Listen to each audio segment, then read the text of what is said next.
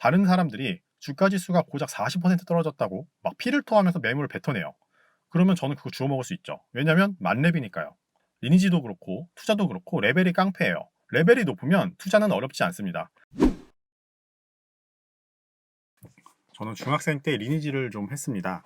근데 사실 리니지란 게임이 노가다 게임이잖아요. 전략이나 스토리, 순발력 이런 것과는 아무런 관련이 없어요. 그냥 사냥만 무한대로 하는 그런 게임인 거죠. 그런데 이 게임이 엄청 재미있습니다. 아마 가장 많은 분들이 했던 게임 중 하나일 거예요. 왜냐하면 리니지가 굉장히 강력한 피드백 시스템이기 때문이에요. 리니지에서는 레벨이나 무기 업그레이드 같은 제도들이 있어요. 노력하면 주기적으로 자신의 캐릭터가 강해지는 걸 볼 수 있습니다. 레벨이 올라가는 그 순간의 쾌감을 위해서 저는 노가다 가까운 사냥을 하면서도 엄청나게 즐거움을 느꼈어요. 레벨이나 무기 업그레이드가 없는 리니지는 누구도 플레이하지 않을 겁니다. 다른 것도 마찬가지예요.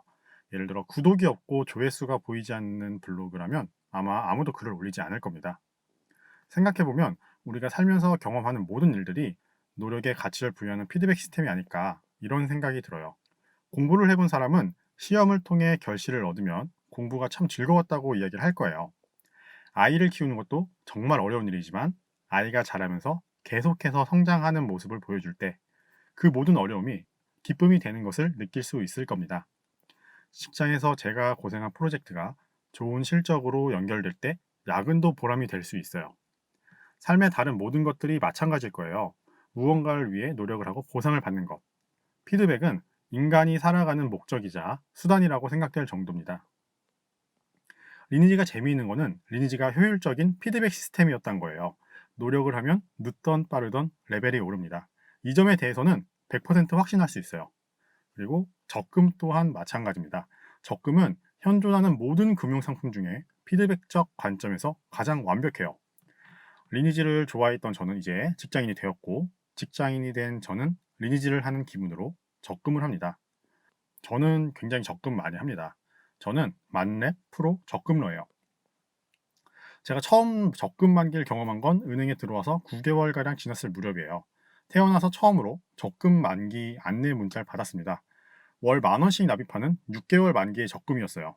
돈을 모으려고 한 건 아니었고 핸드폰으로 예금 가입이 가능하다고 해서 시험 삼아 가입을 해봤습니다.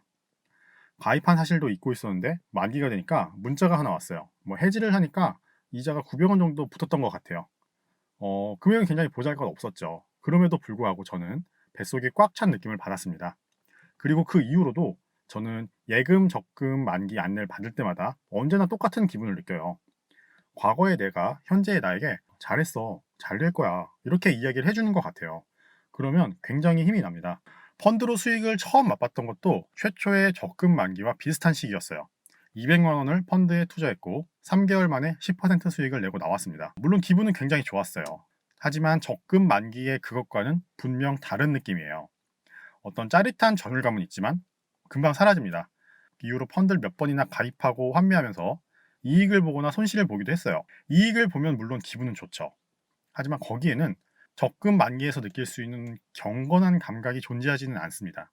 이 느낌의 차이에 대해 좀 고민을 해봤어요. 이러한 느낌의 차이는 아마도 펀드의 수익률이 높은 건 온전히 나의 노력에 의한 것이 아니다. 내가 범접할 수 없는 어떤 요소, 시장이나 운에 의해 결정된 부분이 훨씬 크기 때문일 거예요. 길에서 10,000원을 주었을 때 기분이 좋긴 하지만 그 기쁨이 오래 지속되지 않는 것과 마찬가지입니다. 그런데 적금 예금은 그렇지 않아요. 이것은 온전히 나 스스로와의 싸움이에요. 온전히 내가 충동적 소비와 우발적 비용을 인내하면서 끝까지 버텨냈느냐, 여기에 의해서만 결정이 됩니다.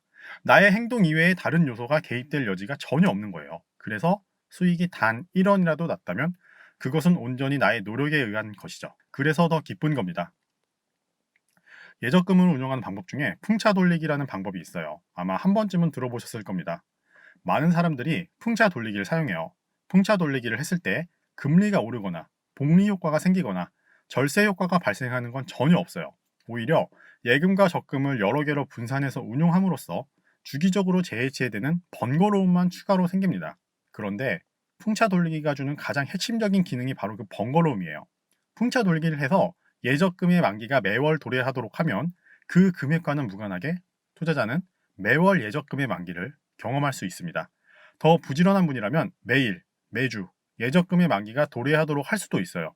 그리고 그때마다 핸드폰에는 알림이 뜰 거예요. 벌써 만기예요. 벌써 이만큼 모았어요. 잘하고 있네요. 이렇게 알림이 뜨는 거예요. 적금에 가입하는 요령은 이래요. 처음에는 적은 금액과 짧은 기간으로 적금을 가입합니다. 그리고 그동안 약간의 절제와 절약을 해야 합니다. 얼마 후면은 적금 만기가 되었다는 휴대폰 알림이 울립니다. 제가 볼 때는 뭐 30만 원? 3개월, 6개월? 이 정도도 괜찮을 것 같아요. 처음이신 분들은. 돈이 조금 모여 있습니다. 금액은 중요하지 않아요. 순수하게 내가 벌어들인 돈을 모으는데 성공한 거예요. 이번에는 조금 더 큰 금액을 조금 더 긴 기간 동안 적금을 가입해 봅니다. 성공하겠죠? 성공하실 거예요. 그러면 다시 조금 더 큰 금액으로 시도해 보면 됩니다. 실패할 수도 있어요. 갑자기 돈이 필요해서 중도에 해지할 수도 있겠죠. 그럴 때는 금액과 기간을 조금 더 낮춰서 다시 시도하면 됩니다. 그렇게 계속 반복하시면 돼요. 이렇게 적금을 하면서 저는 오래전 리니지를 할 때와 비슷한 감정을 느낍니다. 적금 만기가 올 때마다 띠링띠링 하고 경험치가 쌓이는 거예요. 양치를 하다가도 띠링띠링, 밥을 먹다가도 띠링띠링, 회의를 하는 중에도 띠링띠링, 만기 안내 팝업이 뜨는 거예요. 저는 어려서 별 볼일 없던 게임 중독 중학생에 불과했어요. 그럼에도 리니지 세상에서는 저는 무시할 수 있는 사람이 별로 없었습니다. 그리고 20년이 지났어요. 지금 저는 나이를 먹고 별 볼일 없는 직장인이 되어버렸어요. 하지만 투자의 세계에서 저는 그렇게 호락호락한 존재가 아니에요. 절제된 라이프 스타일로 구성된 탄탄한 잉여 현금 흐름, 아직은 30대 중반이라는 젊은 나이, 그리고 제가 가지고 있는 약간의 금융 지식을 합쳤을 때 저의 투자 레벨은 사실 만렙에 가깝습니다. 제가 투자에 실패한다는 거는 리니지에서 만렙 기사가 마을 앞마당 해골이랑 싸워서 지는 것이나 마찬가지예요. 그런 일은 발생하지 않습니다. 그 반대예요.